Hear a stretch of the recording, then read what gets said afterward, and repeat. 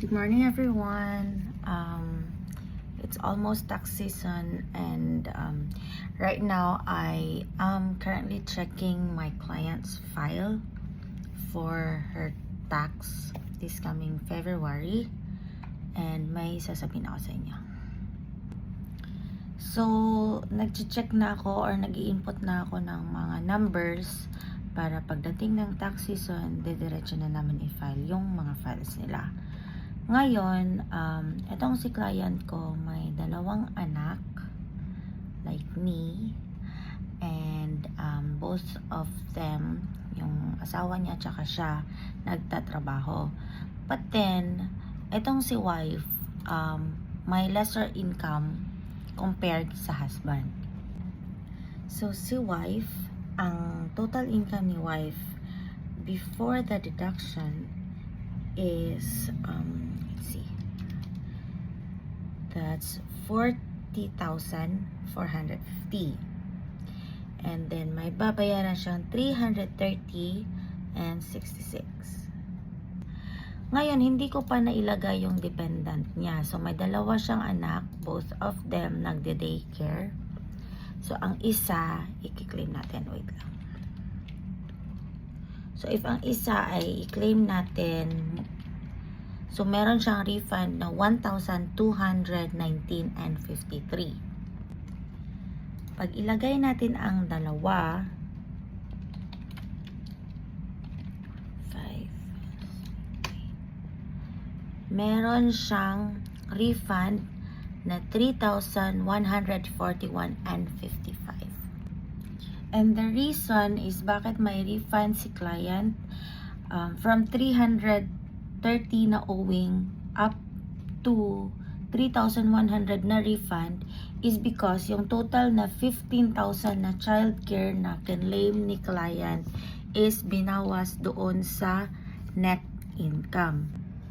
So, ang nangyari is 40,450, wait lang, 4,450 minus 15,000 na childcare expenses na claim ni client is 25,450 na lang ang itatax. Yun na yung parang taxable income niya. So, bali doon na magbe-base yung CRA kung magkano yung tax na dapat na babayaran ni client. And then, yung excess na tax na binayad ni client sa CRA na binawas ng employer niya is ibabalik sa kanya. Kaya, may refund siya. Ito yung maganda pag may anak ka, tapos iti-daycare mo.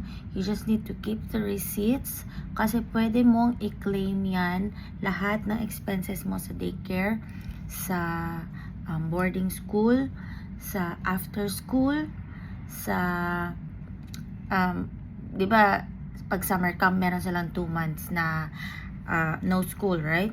So, pag i-enroll mo sila sa summer camp, yung resibo doon, pwede mo din yung i-claim yung expenses nila doon ng for 2 months. So, ang question dito, just in case may magtanong, bakit naman ang laki ng refund? Ang laki naman ng binawas from 300 na owing down to refund. Kasi po, ang childcare expenses, kung ano yung total na expenses na kinlaim mo doon sa CRA is fully deductible po. 100% po siya na deductible basta po pasok ka sa maximum amount na binigay ng CRA sa'yo. So, kung yung anak mo is nasa 7,000 lang something, ganyan, tapos ang edad niya is 6 years old, so pasok siya doon sa 8,000 na limit ng CRA na binigay sa'yo. Pag yung 5 years old mo, or for example, kung ang 7 years old mo ay nasa 4,900 yung expenses mo sa kanya, pasok din po siya sa limit na binigay ni CRA na 5,000. Ang hindi mo lang maklaim ay yung mga sports nila na pag in-enroll mo sila sa sports, ganyan, pag yung once a week, hindi po siya pwedeng i-claim kasi dapat ang childcare expenses ay yung full-time.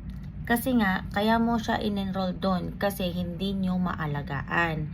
Parang help na din ng CRA sa parents na kahit papaano makabawas onte. And one more thing, ang question is, sino ang magka-claim? Dapat ba talaga ang mother ang mag-claim? It depends. Kung sino yung pinakamababang income sa dalawa, like for example, ang mother mababa yung income kaysa sa husband. So yung mother ang magka-claim. Automatic kasi yun pag nag-file yung dalawa, kasi dapat together yung filing nila.